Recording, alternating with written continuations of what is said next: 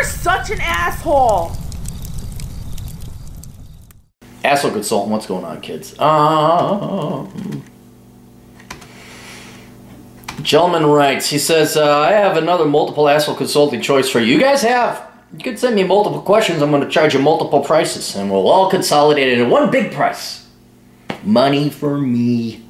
Let me know how much, And he gave me 3, but he wanted a Clarey test on Ham, the first U.S. space monkey.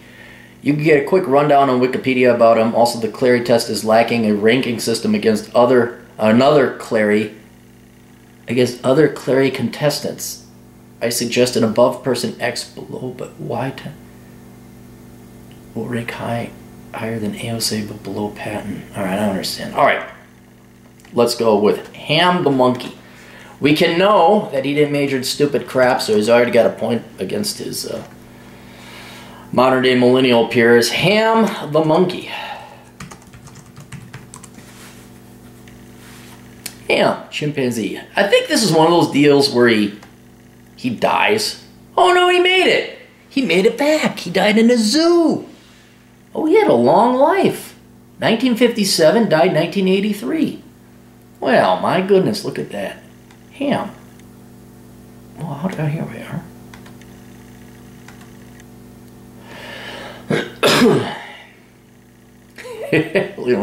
I hate monkeys, but he's kind of funny looking. Alright, Ham, also known as Ham the Chimp and Ham the Astro Chimp, was a chimpanzee and the first hominid launched into space on January 31st, 1961 as part of America's space program. Ham's name is an acronym for the laboratory that prepared him for his historic mission, the Holloman Aerospace Medical Center, located at Holloman Air Force Base in New Mexico, southwest of Alamogordo. His name was also in honor of the commander of Holloman Aero Medical Laboratory, Lieutenant Colonel Hamilton Ham Blackshear. You get the idea? It's Ham. Early life. Dude, they break it down like he's a real human. This is hilarious. Ham was born in 1957 in French Cameroons, now Cameroon, captured by animal trappers and sent to Rare Bird Farm in Miami, Florida. He was purchased by the United States Air Force and brought to Holloman Air Force Base in 1959. There were originally 40 chimpanzee flight candidates at Holloman. I'm trying to picture like they apply. I got the resume. There's an HR bent asking them questions. So what's your favorite fleas to pick and eat and why? Ooh, not good answer. After evaluation, the number of candidates was reduced to 8. They actually did it. I'm just picturing this. It was reduced to 18, then to 6, including Ham. Officially, Ham was known as number 65 before his flight and only renamed Ham upon his successful return to Earth. This was reportedly because officials did not want bad press and would come from the death of a named chimpanzee if the mission were a failure. Oh, yeah, like Cecil the lion. See, thousands of lions killed before, but because we named him Cecil, we got to go after that dentist. Among his handlers, number 65 had been known as Chop Chop Chang. Beginning in 1959, the 2-year-old chimpanzee was trained under the direction of neuroscientist Joseph V. Brady at Holloman Air Force Base to do simple time tasks in response to electric lights and sound. During his pre-flight training, Ham was taught to push a lever within 5 seconds of seeing a flashing blue light. Failure to do so resulted in an application of a mild electric shock to the soles of his feet, while a correct response earned him a banana pellet. What differentiates Ham's missions from all the other primate flights to this point is that he was not merely a passenger, and the results from his test flight led directly to the mission Alan Shepard made in 1961 aboard Freedom. On January 31st, 1961, Ham was secured in a Project Mercury mission-designed MR2 and launched from Cape Canaveral, Florida. Oh, that poor... I hope he was all right. Can you imagine poor Chimp going in and all of a sudden... The rockets are thrusting. He's just like, what the fuck is going on, man? Here's a picture of him. What does he look like? Come on, I got the world. We're back. He's smiling. He seems to be all right. If chimpanzees fly. Oh shit, I just fucking closed the damn... Alright, hang on. Let's go Ham the Chimp Wikipedia. Chimp Wiki. Alright. Sorry about that.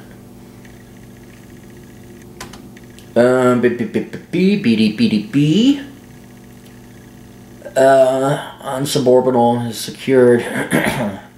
Ham's vital signs and tasks were monitored by sensors and computers on Earth. The capsule suffered a partial loss of pressure during the flight, but Ham's spacesuit prevented him from suffering any harm. Ham's lever-pushing performance in space was only a fraction of a second slower than on Earth.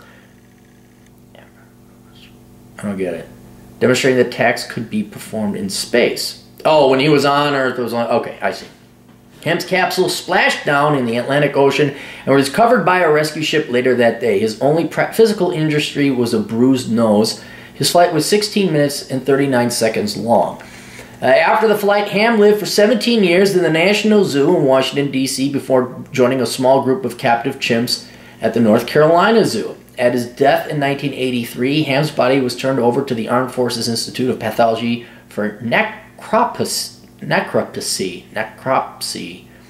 Following the necropsy, the plan was to have him stuffed and placed on display at the Smithsonian Institute, following Soviet precedent with pioneering space dogs Belka and Strelka. However, this plan was abandoned after a negative public reaction. Yeah, come on, you gotta stuff him? Ham's remains, minus the skeleton, were buried at the International Space Hall of Fame in Elm. There, that's a little bit more appropriate. Colonel John Strapp gave the eulogy at the memorial. Okay, now you're going too far. He gave him a eulogy at the memorial service. The skeleton is held in the collection of the National... What? The skeleton is held in the collection of the National Museum of Health and Medicine?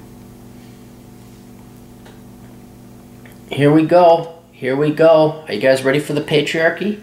Ham's backup, Minnie, was the only female chimpanzee trained for the Mercury program. After her role in the Mercury program ended, Minnie became part of an Air Force chimpanzee breeding program, producing 9 offspring and helping to raise the offspring of several other members of the chimpanzee colony. She was the last surviving astro chimpanzee and died at 41. Yeah, they live a pretty long life.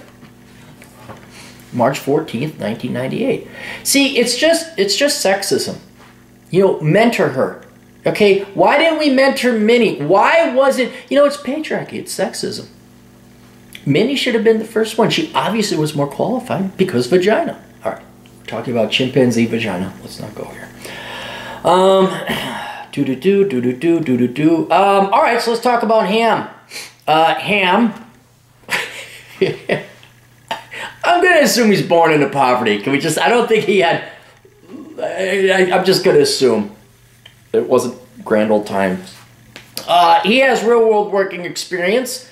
That must not have been fun training for NASA. That's pretty rigorous stuff, I'd have to say. And even though it's public sector, it's like the military or the police, that is real work. So Ham had to go through some serious stuff.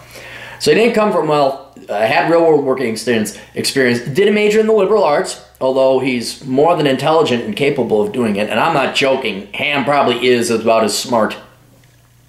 Ham probably would make a better employee than most of your liberal arts majors. I mean, if you had to choose between a highly trained chimp and some lawsuit-prone, social justice warrior, I'm going to go with Ham the chimp. Not joking. Ham, just sit there and don't cause no damage. All right. Here's a pill. There you go. And then when he retired, what did he do? He went on to entertain. He became an entertainer at the zoo. You got to give him a 0, a perfect score. Ham the chimp. Would I like to have a beer with Ham the chimp? Yes, I would. I would love to have a beer with Ham the chimp. I don't know if the conversation would be that good, but I'd like to have a beer with Ham the chimp. Should he run for office? By God, he would be better than most politicians, wouldn't he? He can pull a lever. He can vote.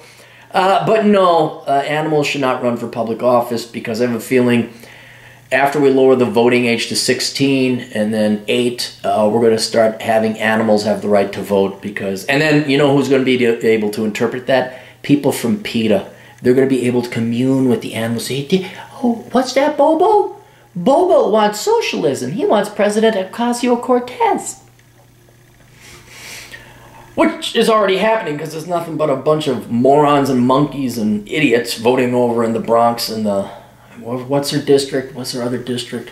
The Bronx and the Queens? You idiots. Voting that shitbird in. Alright, that's it. Questions, answers, astroconsulting.com. Go check out the links down below and we learn a little bit about American history with Ham the Chimp. All right, we'll see you guys later. Toodles.